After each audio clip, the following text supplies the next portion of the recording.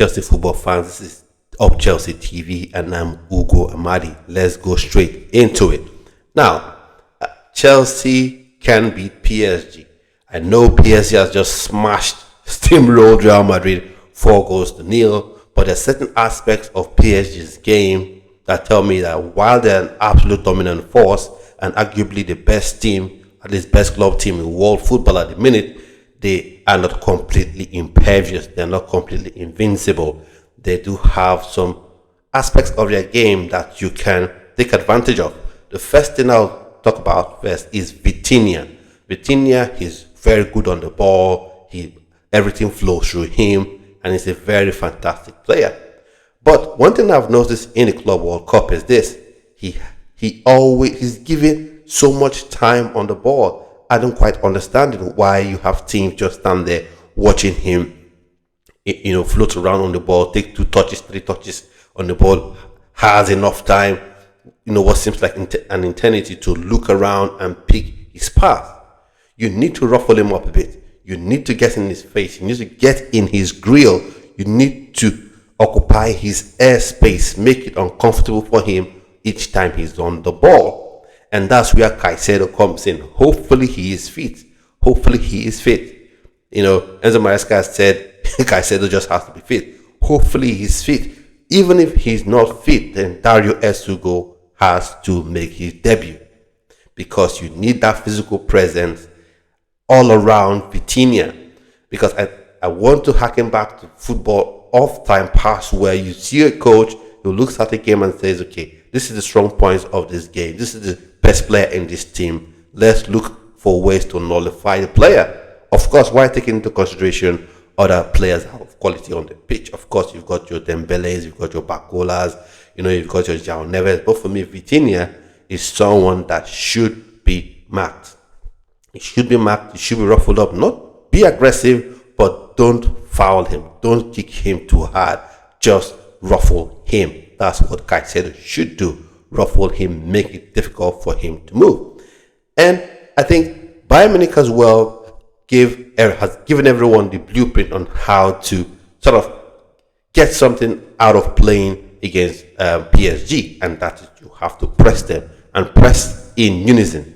You have to press them in unison. What you don't want is, you don't want to see what 2 players pressing and the rest, have walking like they're on the beach. So for me, that pressure must be there. But in that pressing, this is how I think it should be done. It should be just like Thomas Frank, sort of used to do with Brentford. So once they get the ball, don't let them turn. Don't let Nuno Mendes turn. Don't let Hakimi turn. Once they get the ball, you put pressure on them, right behind them, at their back. Don't let them turn. And then the last bit that I'll also say is this: each time they play their high pressing, one of the superpowers that they have is, due to the pace of Nuno Mendes and the pace of Hakimi, that they have the superpower of super recovery. They play this crazy high line, the ball goes in behind, they have that pace, they run back in. Or, when they press up high, they have that pace to run back in. So in this game, for me, I wish Bino Gittins was eligible to play, but unfortunately he's not. So in this game, Pedro Neto and Chukwu Nonso Madueke or Noni Madueke must both start. That is, if Enzo Maresca and Chelsea want to win this game. Because when they leave those spaces in behind, you need players who are pacey to get in there quickly. Now with Bayern Munich, while they were able to frustrate PSG for a bit, but one issue you had was you have a Michael Olise, who is a phenomenal player, very skillful on the ball, delightful on the ball, and I would have wished that he, had signed with Chelsea a couple of years ago, but he doesn't have that searing pace. He doesn't have that electrifying pace to leave players dead. He has other top level, world class quality, elite level quality, but he doesn't have that, electrifying pace where he can take advantage of these gaps that are left in behind, Nuno Mendes and Hakimi. And this takes me back to those Barcelona days where you have Daniel Alves pushing up almost like a winger. But that Barcelona side was very dominant. But any team that got the best of that Barcelona side was a side that would take advantage of the spaces behind the fullbacks. And I think that if Enzo Maresca does this, playing Pedro Neto and playing Noni Madueke, and take advantage of the spaces behind them, I think Chelsea can have some joy. And Nuno Mendes, I know some people are trying to put him in the top 5, at least the best left back in the world at the minute. Some are even trying to say he's one of the best left backs in the world all time. He looks mistake prone. His touch sometimes is not that pretty, and he lacks awareness in moments, and it's just for you to take advantage of that his lack of awareness or sort of lack of concentration. When he lacks concentration in those minutes, what saves him is his electric pace. So if he makes a mistake, he quickly is able to run back in and cover up. But if you have someone like a Madueke who is physical and pacey as well, so that's one thing Madueke brings to the table. He is physical, he is pacey. Nuno Mendes is physical and pacey. So when he's come up against the likes of Salah, who's very skillful, and Salah is about to get the best of him, he uses his physicality, to just swat Salah away. But when you have the likes of a Noni Madueke, it would become very difficult for the likes of Nuno Mendes to manage, because it comes with that sheer pace, physicality, ability to carry the ball. So if he gets in front of Nuno Mendes would have to foul him. And if you can get him on a yellow card 10, 15, 20 minutes into the game, then he literally will be skating on ice without skates. So I think those are areas that Chelsea and Enzo Maresca need to look at if indeed we're looking to win against PSG. But if he goes on an ego trip of, okay, I want to show PSG that we are a passing football playing side, just like you also want to match you with what you do, then what would happen is Chelsea would get spanked really bad. So my thoughts and opinions on the game, and I'll give my starting 11. I'll be having a preview, official preview to the game. I know I say official.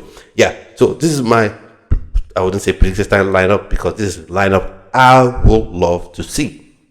So for me, I will go with Sanchez, of course. What can we do? Go with him. And then left back, of course, Cruella picks himself. In the center of defense, I'll go with Colwill and Tosin, because Tosin is a leader. You need leaders in this game. And for me, he's the best center back in this team right now. People are sleeping on Tosin. I don't know why. Maybe because of this that I noticed it, but he's the best center back we've got in the team right now. So I'll go with Tosin and Colwill, because their pairing seems to work very well. And then right back, I will go with Reece James, only because I think his physicality, the physical ability he has on the ball would really be something he can use to match up against the likes of Nuno Mendes for one, and Kvaratskhelia as well. So he has that physicality, although I think Gusto is slightly faster than Reece James, but he's no slouch himself. I think he can go up and down. So I have Reece James in there. And then in the midfield, of course, I'll go with Caicedo, and I would like to go with Andre Santos in this game, because I think Andre Santos is like a mesh between Caicedo and Enzo Fernandez, because I think he's got physicality and he's got the passing ability. But I just think Enzo Maresca would go with Fernandez and Caicedo. The 10 role for me, Cole Palmer, all day, to start in that 10 role.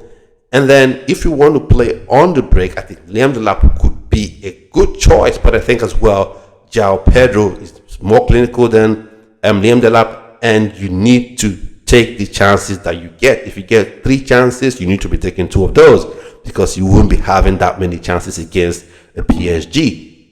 And just like I said earlier on, I will be going on the left wing with Pedro Neto on the left, and I'll go with Chukwunonso Madueke, Noni Madueke on the right. And for me, I want to see what Jose Mourinho used to do with Demendorf and Iron Robin, where the two wingers who were both left-footed players used to dovetail and swap wings. Like every 5 minutes, 6 minutes, you see them swapping wings to give the opposing fullback something to think about.